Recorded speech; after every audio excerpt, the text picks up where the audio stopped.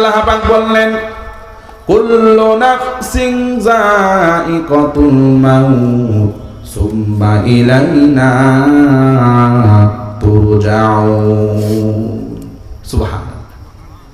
প্রত্যেক জীবকেই তার মৃত্যু স্বাদ গ্রহণ করতে হবে। এই আয়াতটা জানে না এরকম কোন মুসলমান নাই, কথা কন ঠিক কিনা? হ্যাঁ, যদি না বলতে পারে কান মুখস্থ আছে, কান মুখস্থ আছে কি নেই? যদি হুজুর যদি ভুল করে তাহলে কিন্তু লুকমা দেবে যে হুজুর ভুল করলো, কিন্তু বলতে পারবে না।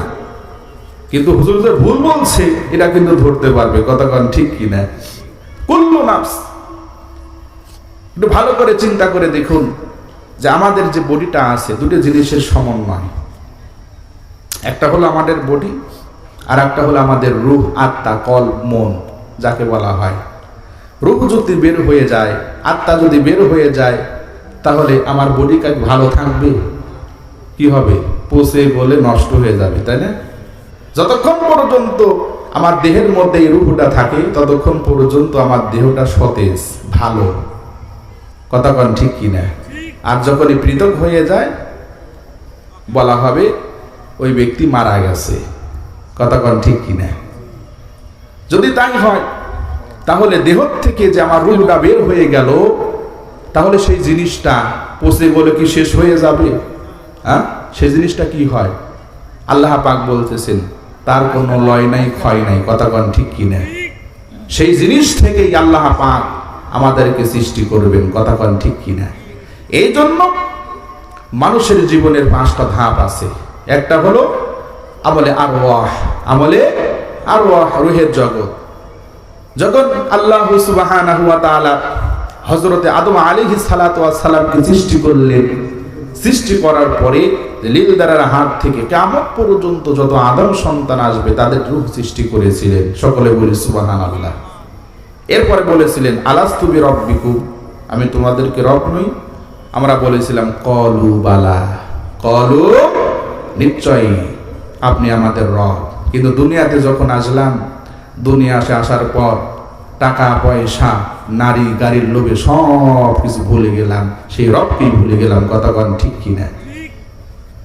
এরপরে আমাদের হলো মাতৃগর্ভ। 2 নাম্বার কি? আমাদের মাতৃগর্ভ। সেই মাতৃগর্ভের মধ্যে আল্লাহ সুবহানাহু ওয়া তাআলা কত সুন্দর করে আল্লাহ পাক আমাদেরকে সৃষ্টি করলেন। আল্লাহ পাক বললেন সুম্মা জাআলনাহু নুতফাতান ফি করারিম মাকিন। সকলে বলি সুবহানাল্লাহ। যে মায়ের জরায়ুর মধ্যে, এই অন্ধকারের মধ্যে আমি আল্লাহ সুবহানাহু ওয়া তাআলা তোমাকে তিলে তিলে তিলে তিলে আমি তোমাদেরকে বড় করেছি। সুবহানাল্লাহ বলেন। অন্ধকারের মধ্যে, সেখানে কেউ খাবার পৌঁছায় নাই, পৌঁছাইছেন কি? হ্যাঁ, সেখানে আল্লাহ পাক ইচ্ছা করলে আপনাকে আমাকে নষ্ট করে দিতে পারতেন, কিন্তু নষ্ট করেন নাই, কথা কন ঠিক কিনা? আল্লাহ তাআলার বড় নিয়ামত। আল্লাহ পাক আমাদের নাভির মধ্যে দিয়ে খাবার দিয়েছেন, কিন্তু মুখটা পবিত্র রেখেছেন, কথা কন ঠিক কিনা? যে মুখ দ্বারা যেন আল্লাহ পাকের নিয়ামত স্বীকার করতে পারি, আল্লাহ পাকের একত্ববাদের স্বীকৃতি দিতে পারি, আল্লাহ তাআলার বিধানের পক্ষে কথা বলতে পারি, কথা কন ঠিক কিনা? এই জন্য সেই মুখ আল্লাহ পাক পবিত্র রেখেছেন। সুবহানাল্লাহ বলেন। 3 নাম্বার হলো আমাদের এই জীবন। আল্লাহ পাক আমাদেরকে অবকাশ দিয়েছেন, সময়ের অবকাশ দিয়েছেন। এই সময়ের যারা অপব্যবহার করবে, সময়ের যারা দাম দিবে না, সময়ের যারা মূল্য দিবে না, আল্লাহর বিধান মানবে না, আল্লাহ সুবহানাহু ওয়া তাআলা বলতেছেন এই সময় তাদের জন্য সাক্ষী হয়ে যাবে, কথা কান ঠিক কি না? শুরু হয়েছিল, তারপরে কি হলো? আমরা দুনিয়াতে আসলাম, আসার পরে আমার মৃত্যু, পরীক্ষা এখানেই শেষ, কথা বলেন ঠিক কিনা? আর দুনিয়া মাজরাআতুল আখিরা, এখানে আমরা কি আবাদ করলাম আর কি পেলাম?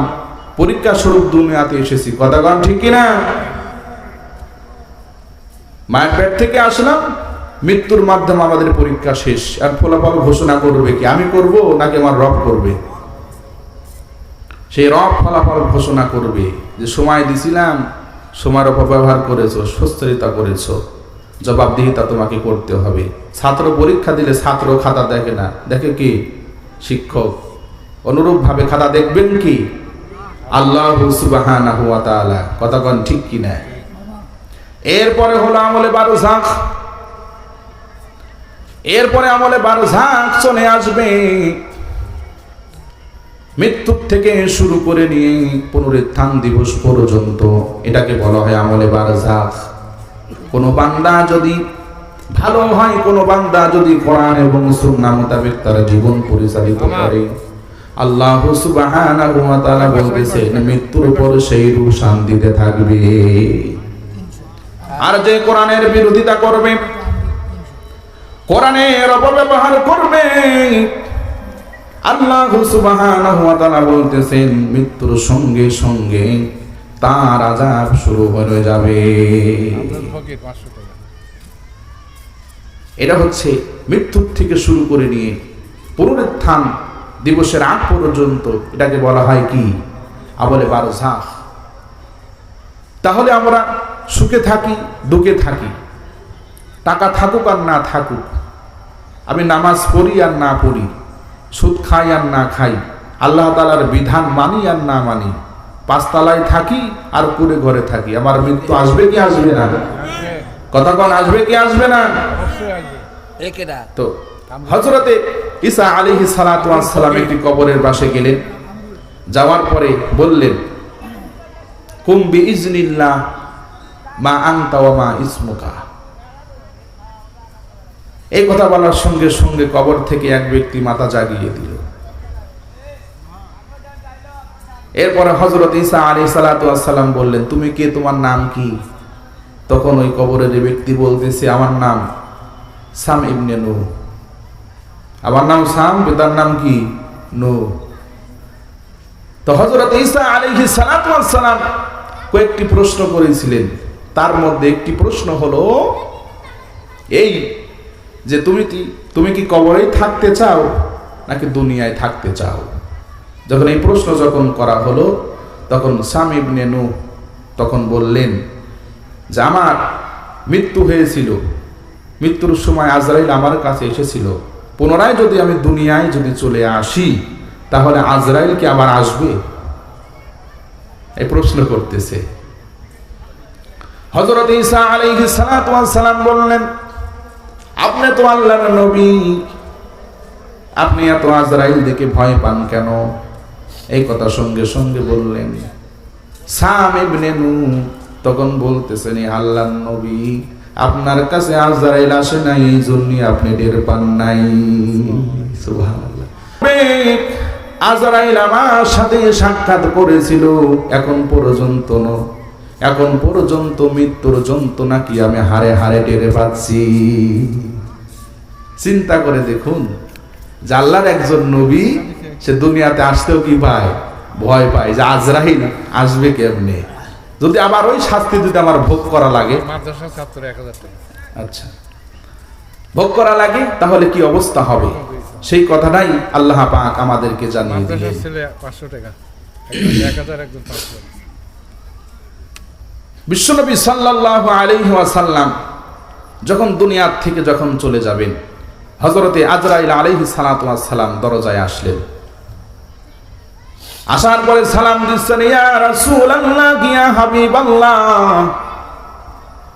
এতদিন তো আপনার সাথে দেখা করেছি, একা একা দেখা করেছি, অন্য কোনো ফেরেশতা আসে নাই। আজকে এমন একজন ফেরেশতাকে নিয়ে এসেছি যা আপনার কাছে কোনোদিন আসে নাই, কোনোদিন ফেরেশতা আসে নাই। ওই ফেরেশতা হলো আজরাইল। যদি আপনি অনুমতি দেন তাহলে প্রবেশ করবে, আর যদি অনুমতি না দেন প্রবেশ করবে না। এই কথা বলতেছেন কি? জিবরাইল আলাইহিস সালাতু ওয়াস সালাম বলতেছে। আল্লাহর রাসূল অনুমতি দিলেন।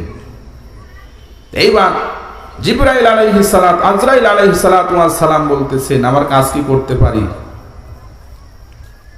আল্লাহর রাসূল সাল্লাল্লাহু আলাইহি ওয়াসাল্লাম বলছেন যদি অনুমতি না দেই, তখন আজরাইল আলাইহিস সালাতু ওয়াস সালাম বলতেছেন আল্লাহ আমাকে চলে যেতে বলেছে, সুবহানাল্লাহ। তারপরে বলতেছে তারপরে কি? তারপরেও মৃত্যু। আল্লাহ পাক পবিত্র কালামে পাকের মধ্যে বলতেছেন ইন্নাকা মাইয়িতুন ওয়া ইন্নাহুম মাইয়িতুন। নবী হে, আপনিও মরবেন, তারাও মরবে। কথা কোন ঠিক কিনা? মরতে হবে, এর হাত থেকে রেহাই কেউ পাবে না। পাবে কি? কেউ পাবে না। বিশ্বনবী সাল্লাল্লাহু আলাইহি ওয়াসাল্লাম অনুমতি দিলেন। সেই সময় রাসূল আরবি সাল্লাল্লাহু আলাইহি ওয়াসাল্লামের গায়ে চাদর দেওয়া ছিল, পাশেই মেয়ে ছিল, তার নাম হলো হযরতে ফাতেমা রাদিয়াল্লাহু তাআলা আনহা। সবচেয়ে বেশি ভালোবাসতেন। কথা কোন ঠিক কিনা? এখন মেয়ের সংবাদ শুনলে এখন বাবারা নারাজ হয় কি হয় না? মেয়ের নাম নিতে মনে হয় কষ্ট হয় যে তোমার কি হয়েছে। ছেলে খুব ভালোভাবে বলে, হেসে হেসে বলে, দোকান নিয়ে যায় মিষ্টি খাওয়ায়। আর তুলে বলে তোমার কি হয়েছে, যদি মেয়ে হয় কথা বলে না, মিষ্টি তো দূরের কথা, মেয়ের নাম উচ্চারণ করে না। এরকম বাবা আছে কি নাই? হযরত ফাতেমা রাদিয়াল্লাহু তাআলা আনহা বিশ্বনবী সাল্লাল্লাহু আলাইহি ওয়াসাল্লামের কাছে ছিলেন। যখন অনুমতি দিলেন তখন জান্নাতের সরদারিনী ফাতেমা রাদিয়াল্লাহু তাআলা আনহা বলতেছেন বাবার যখন শরীর থেকে আমি কাপড়টা যখন সরিয়ে দিই, দেখলাম যে প্রত্যেকটা লোমের কূপ থেকে ঘাম বের হচ্ছে। কখনো বিশ্বনবী সাল্লাল্লাহু আলাইহি ওয়াসাল্লাম পানির মধ্যে হাত চুবাচ্ছেন, আবার হাতটা বের করতেছেন, আবার হাতের মুষ্টিটা বদ্ধ হয়ে যাচ্ছিল, আবার হাতের মুষ্টিটা স্বাভাবিক হয়ে যাচ্ছিল। আল্লাহ পাক সূরা কফের মধ্যে বলতেছেন ওয়াজাআত সাকরাতুল মাউতি বিল হাক্কি যালিকা মা কুনতা মিনহু তাহিদ। আল্লাহ পাক বলতেছেন সাকরাতুল মাউত প্রত্যেকেরই হবে। কথা বলেন ঠিক কিনা? বিশ্বনবী সাল্লাল্লাহু আলাইহি ওয়াসাল্লাম এই অবস্থা দেখি ফাতেমা রাদিয়াল্লাহু তাআলা আনহার কান্না ধরে রাখতে পারতেছে না। এমত অবস্থায় হযরতে আজরাইল আলাইহিস সালাতু ওয়াস সালাম যখন বুকের উপরে যখন হাত রাখলো, হাত রাখার সঙ্গে সঙ্গে রাসূল আরবি সাল্লাল্লাহু আলাইহি ওয়াসাল্লাম বলতেছেন হে আজরাইল, তুমি কি আমার বুকের উপরে হাত রাখলে নাকি উহুদ পাহাড়টা চাপিয়ে দিলে? মৃত্যুর যন্ত্রণা এত কঠিন। ও বান্দা, ও আল্লাহর বান্দা বান্দি, মৃত্যু প্রত্যেককেই ধরবে, মৃত্যু কাউকে কিন্তু ছাড়া দিবে না। কথা কোন ঠিক কিনা? তোমার অবস্থা কি কোনো কিছুই দেখবে না। তুমি কোন অবস্থায় আছো? গুনাহের অবস্থায় আছো নাকি সিজদারত অবস্থায় আছো? যে অবস্থায় থাকো না কেন তোমার মৃত্যুবরণ করতে হবে। আজকে তো আমরা হয়েছি দলকানা। ও বান্দা, যখন তোমার মৃত্যু সংবাদ যখন ঘোষণা করা হয়, ওই প্রাণের স্ত্রী তোমাকে ভুলে যাবে। যে সন্তানকে হারাম খাইয়ে খাইয়ে তুমি বড় করেছো, সে সন্তানও তোমাকে ভুলে যাবে। কথা কন ঠিক কিনা? তুমি যদি দালানে থাকো, উঠানে নিয়ে আসবি, উঠানে নিয়ে এসে সুন্দর করে গোসল করাইয়া 3খানা 5খানা কাপড় দিয়ে চিরজনমের মতো তোমাকে প্যাকেট করবে।